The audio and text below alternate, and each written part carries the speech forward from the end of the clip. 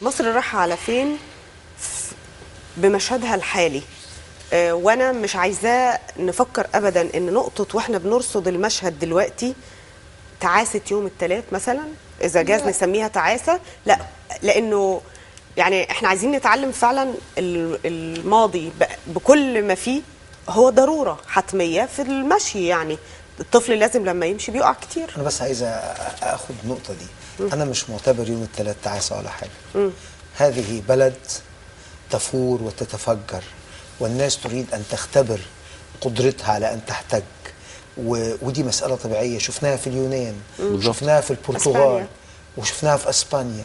ده معناه انه عادي، وعادي ان الامن المركزي يشتبك، وعادي ان الناس تبقى زعلانه، لانه هذا مجتمع ينمو ويتفجر ويريد ان يختبر قوته، ويريد ايضا ان يختبر قدرته على الاحتجاج.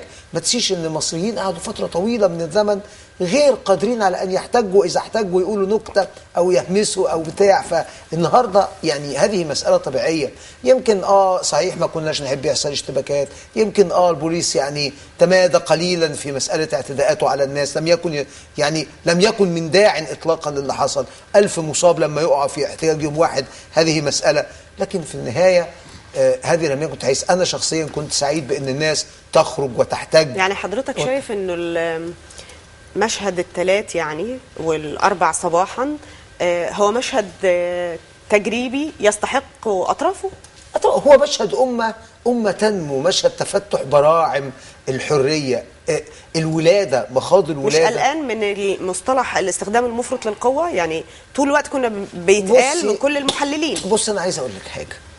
لحظه المخاض الولاده دي بتبقى من اسعد اللحظات على الام. لكن افتكر كانت امي الله يرحمها تقول دي الساعه المنسيه. الساعه المنسيه يعني ايه؟ يعني لو كل ست افتكرت ألم الولادة ما كانش فيه ست ولدت تاني. فكانت تقول لك دي الساعة المنسية، الناس بتنساها. فأنا في تقديري إنه ده إحنا الساعة المنسية، هذا مخاض الولادة، مخاض ولادة مجتمع جديد لازم يحصل فيه هذا الكلام. فأنا بس هبتدي النقطة دي. أنا مش شايف إنه مأساة ولا حاجة. لكن أنا رأيي إنه إحنا لو بنبص لمصر رايحة على فين، أنا هاخد من كلمة الدكتور مراد وهب. بس أنا معترض عليه. مصر لم تهدم القديم بعد. يعني في الحقيقه سمي اللي حصل في يناير ده ثوره، سميه احتجاجات، سميه انتفاضات، سميه زي ما انت عايزه، لكنه جاب تغيير، لكن لم ينجح في ازاله القديم. يعني خلينا نسلم من غير ما حد يزعل، وارجو ان ما حدش يزعل، انه نحن لازلنا محكومون ببقايا الحزب الوطني حتى الان. يعني 70% من او 75% من الوزراء الموجودون في الحكم الان هم من اعضاء لجنه السياسات او الذين كانوا منخرطين في سياسه الحزب الوطني. الناس لم تثور عشان كانت زعلانه من حسني مبارك عشان كان منها حاجه، الناس كانت زعلانه من السياسات التي اوصلت مصر الى ما اوصلت لايه. 75% من الذين يحكمون الان في الوزاره بتاعت الدكتور عصام شرف، بما فيهم الدكتور عصام شرف نفسه، كانوا منخرطين في هذه السياسات.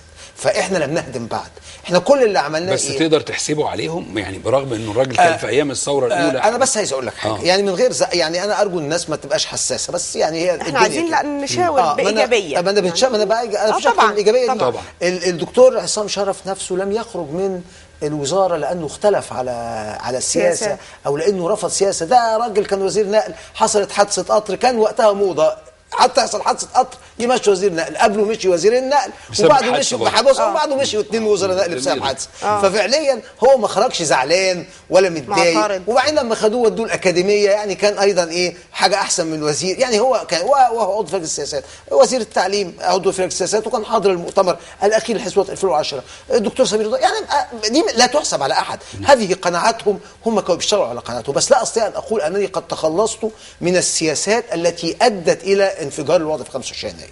نحن لن نهدم القديم بعد.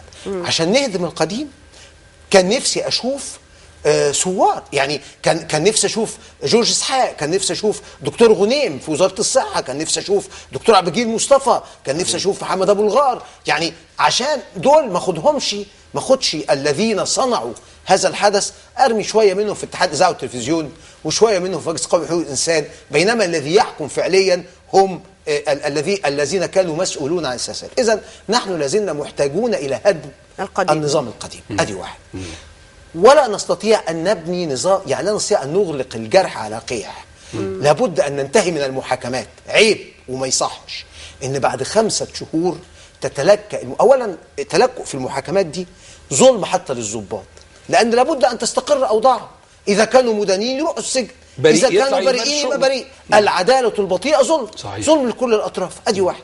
ثم انه يا سيدي انت بتاخد ناس توديهم في محاكمات 24 ساعه واديني 3 سنين، 24 ساعه وخد 10 سنين. فانت النهارده بتلكلك ليه في كده؟ لما تبقى قضيه خالد سعيد بعد ما تحجز بالحكم فعلا فجاه تعاد للمرافعه مره ثانيه. ليه؟ دي بقى لها 2 شغاله في المحكمه. اذا لابد ان نسلم اننا لم نهدم القديم، وان القديم يحكمنا، وان القديم يلعب بنا. فده يترجم لك بالظبط. مش هنقفل الجرح على قيح، لازم ننظف اولا. طيب اتوقف عند النقطه دي واروح للاستاذ عماد، لانه احنا برضو من القناعات اللي اتكلمنا عنها اكتر من مره، انه مع تفاؤلنا بعد الثوره ورؤيتنا يعني المشرقه لمستقبل مصر، كنا يقظين جدا انه ربما لا تترك مصر انها تبني نظاما ديمقراطيا قويا في المنطقه نظرا للواقع اللي في مصر. الى اي مدى الكلام اللي قاله الاستاذ نجاد ده ينطبق على وضعنا الحالي ايضا، ان هناك ايادي تحاول عرقلتنا وسحبنا لورا وتحول دون ان احنا نتقدم على الصعيدين السياسي والحقوقي ايضا؟ على المستوى الداخلي في قوة، أكيد القوة التي خسرت، القوة التي كانت تحكم على الأقل هي لم تنهار كاملا، لكن في جزء كبير من رموزها ودي نقطة إيجابية موجودة مسجونة. فبالتالي لكن ما زالت شركاتها تعمل، أموالها تعمل، عدد من أنصارها يرون أنهم لو انهار النظام فعلا الكامل الذي كان يحكم مصر هيخسروا، فبالتالي بيقاوموا. وعلينا أن احنا نشوف اللي حصل من اول موقعة الجمل، من موقعة الجمل الاولى الى موقعة الجمل الثانيه وما بينهما من جمال وبغال كثيره جدا. شفنا اكثر صحيح، يعني احنا شفنا اكثر من محاوله وهتستمر. علينا ان احنا ناخد بالنا ده يستمر، وهذا شيء طبيعي. انا لو مكان احمد عز ومسجون وعندي يعني املاكي ونفوذي او اي احمد عز، الطبيعي ان مش شرط ان انا يعني هدافع عنها بكل ما يملك. وفي ناس مستعدين يعملوا اكثر من شيء. الشروق بكره نشره منشدتها ان في تنظيم سر للبلطجيه بيتم ادارته. في تنظيم كامل على مستوى الجمهوريه.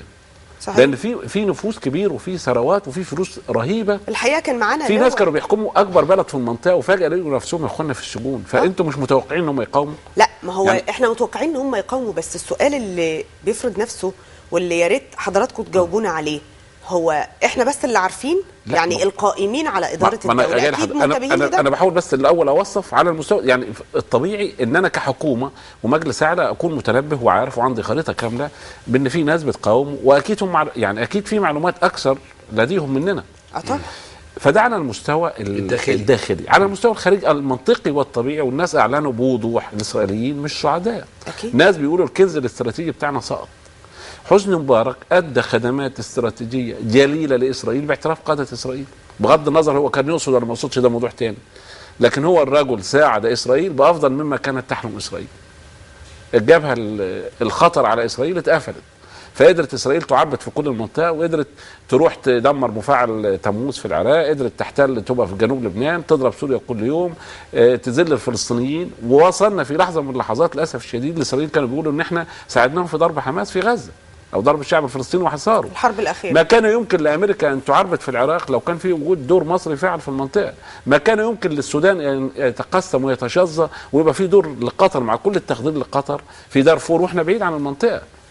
ما كان يمكن لدول حوض النيل ان تعمل اللي عملته لو كان عندنا دور فعل وبنمارس دورنا. فقصدي ان اسرائيل ليس من مصلحتها ان احنا نهدى، والطبيعي انها تمارس كل وهذا حقها، ولو ما عملتش كده يبقى في شيء غلط. الخليج العربي عنده مشكله حقيقيه ان يرى مصر ديمقراطيه. وجود دوله ديمقراطيه حقيقيه في مصر بيشيع في المنطقه، فبالتالي ده يهدد الانظمه، وبالتالي هي دول الخليج لم تكن تدافع عن مبارك كشخص فقط، مع كل ربما في علاقه شخصيه او انسانيه بينهم وبينه، لكن هي تخشى بالاساس وجود نموذج ديمقراطي حقيقي. فبالتالي في مقاومه. لكن في النقطه المهمه والنقطه الجوهريه، امريكا لم تكن تريد تغيير، اسرائيل لم تكن تريد تغيير، الخليج لم يكن يريد تغيير، ورغم ذلك الشعب غير لانه قرر انه يغير. فاحنا لو عندنا اراده كامله ان احنا نعمل ما نريده هنعمله، رغم يعني احنا كنا، اذكرك واذكر الناس جميعا، قبل سقوط حسني مبارك كانوا بيقولوا الناخبين من الذي سينتخب رئيس الجمهوريه في مصر؟ من هم الناخبون الكبار؟ كانوا بيقولوا امريكا، اسرائيل، ربما الجيش ورجال الاعمال، الشعب كان بيجي رقم 5 او مش موجود.